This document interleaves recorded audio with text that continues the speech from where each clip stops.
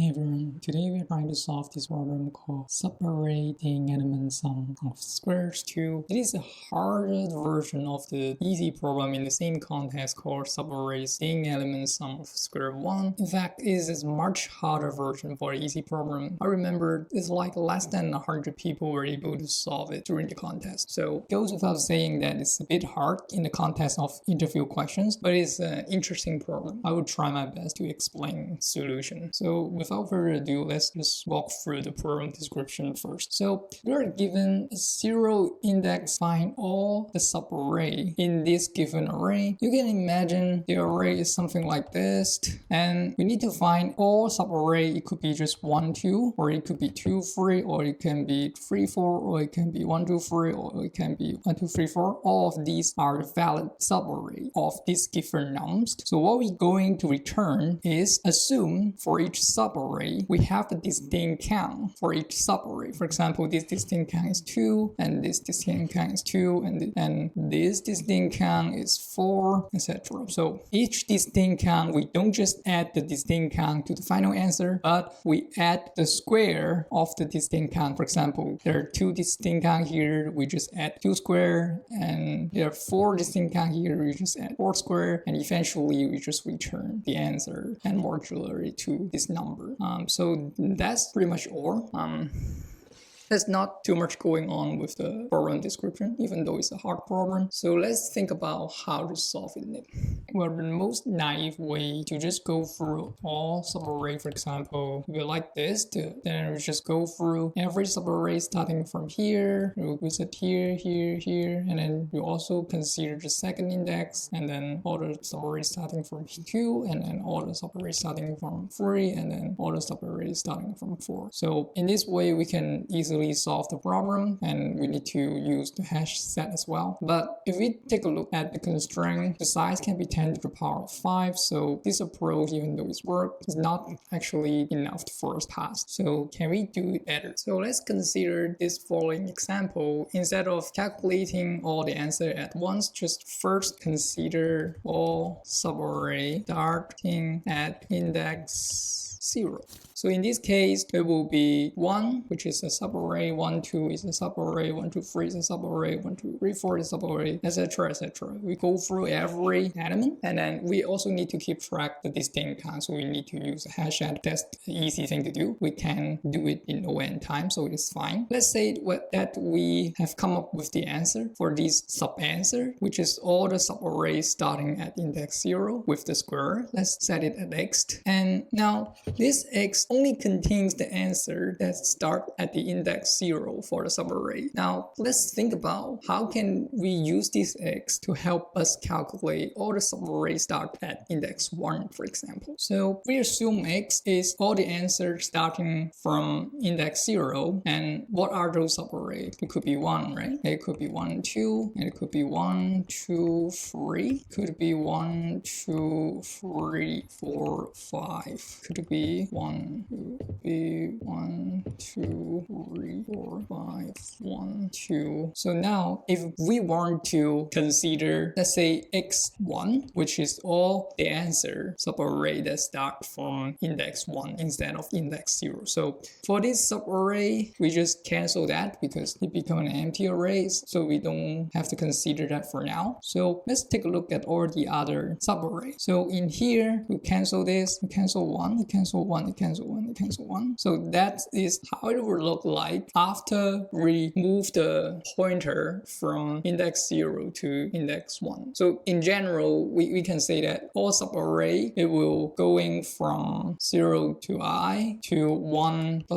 I. That's how all this subarray is gonna change. And if you take a look at all of these new subarray, you can see the distinct count, this will decrease by 1 for a distinct count, and this will also decrease by 1, and this will also decrease by 1, and this will also decrease by 1, and this will not decrease by 1 because 1 appear again in here, so it actually remain unchanged. And similar thing for this subarray, because 1 appeared here. Actually, all subarray after this 1 appear, the distinct count will remain unchanged. So what does it tell us? You can imagine there is like an index k for the current number. Let's say k is here, here. So everything before k will down level by 1. What I mean down level is that n squared will become n minus 1 squared for all of the subarray ending before this k, which is the next same element index for the current number. So how can we actually perform this n minus 1 squared like effectively? So if we expand this n minus 1 squared, and we will get n squared minus 2 times n plus 1. So in other words, to apply the change, we only need to get the range sum from here all the way to k minus 1, and then multiply it by 2, and then plus the range count within this range again, because we need to plus 1 here. So after that, we also need to decrease the range from current I to k minus 1 by 1, because like all the distinct count will decrease by 1 after removing I. So there is a useful data structure called BIT, binary index tree, that can help us achieving updating the range or getting the range sum in O of log n time. So in total, it would only cost us like n log n time to finish the whole algorithm. And I won't be explaining the details of the binary index tree in this video, otherwise it will be too long. And yeah, but with that out of the way, that's pretty much all for the intuition part. Let's jump into the coding. So first of all, I'm just gonna paste BIT implementation here on line 5. So BIT is binary index tree. So the only thing that we care about is that BIT provides us an update range function where for a given L and R range, we will increase the value. This value can be negative or positive, and also a method called range sum. It will return given the range LR, the sum between this range. That's pretty much all we need to know about this BIT implementation. And I found this implementation from HackerRank, which I will post this code in the link in the description below as well. So with that out of the way, let's go with our actual implementation for our solution. So first we initialize a bunch of variables. First is the size of the array, and second is going to be the indexes dictionary, which will include all the indexes for each element. So this is going to be useful for us to find the next occur for each index. And we initialize marchar. And first we're going to fill in the indexes for each element. I just go through every element here and then just add the index for this particular element. And we also need the pointers.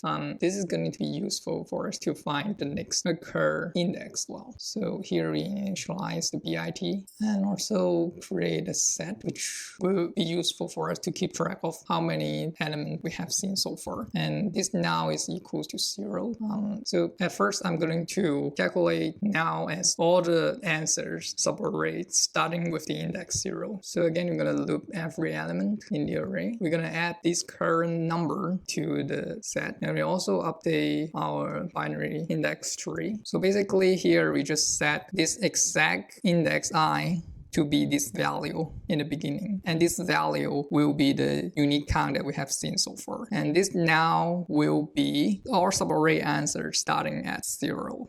And after doing this for loop, this now should be containing all subarray answers starting at index 0. And this answer in line 20 is the actual answer that we want to return at the end. We're going to fill that now. And again, we're going to loop for every element. And first, we're going to add now to the answer. And after adding now to the answer, we want to remove I from the consideration. So first we want to find current index, which is an array, and then we want to find the next occur index. So if it is already reaching the end of index list, then we just return n. N is like the first invalid index for the whole array. And otherwise we just get the next occur index for the same element. And after doing that, we want to move the pointer by 1 as well. So as we mentioned, everything from index I to next occur minus 1 will go one level down. Not next occur, because after or on next occur, because I appear again, the distinct count will remain unchanged as we discussed. So we only care about I all the way to next occur minus 1.